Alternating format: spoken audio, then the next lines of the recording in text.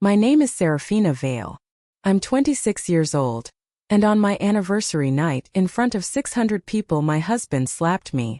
But that wasn't even the worst part. The worst part came after, when the man I called walked in and suddenly everyone who laughed at me went completely silent. The hall looked perfect. Soft golden lights, slow music, people laughing like everything was a dream. And for the first time in months, I was smiling too. My husband, Ardent, was greeting guests like nothing was wrong. My in-laws, warm, polite, even kind. No insults, no cold stares, no whispers. For a moment, I believed it. Maybe they had finally accepted me. But deep down something felt off. It wasn't always like this. I met Salem 2 years ago at work. I was quiet, focused. He was confident, charming, always surrounded by people. One day he walked up to me, smiled and asked something simple. That moment changed everything. Conversations turned into coffee breaks into late nights. And slowly I fell in love. When he asked about my family, I lied. I don't have anyone, I said. Not because it was true, but because I wanted him to love me, not my name. And he did. Part 2. After marriage, everything changed. His family never accepted me. First it was subtle. Small comments.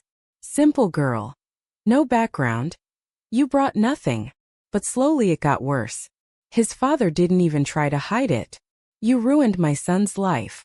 You are useless. And Salem? He stayed silent. At first I told myself maybe he just didn't want conflict. Maybe one day he would stand up for me. But he didn't. Instead he changed. He started laughing at their jokes. Ignoring my silence. Even agreeing sometimes. Maybe they're right, he once said casually. That moment broke something inside me. Still, I stayed. Because I loved him. Because I believed things would change. And when he announced our anniversary party, something inside me lit up again. A big celebration. So many guests. Everything perfect. For the first time in months he seemed happy. My in-laws too. They smiled at me. Included me. And I believed it. Standing there that night I thought maybe this was it. Maybe everything was finally going to be okay.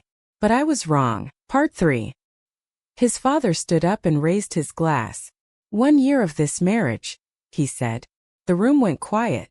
Then he looked straight at me. And today it's time to tell the truth. My heart dropped. My son made the biggest mistake of his life. Whispers spread. That mistake is her. Laughter filled the room. She has no family. No background. No value. Each word hit harder than the last.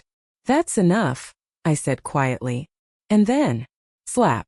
The sound echoed across the hall.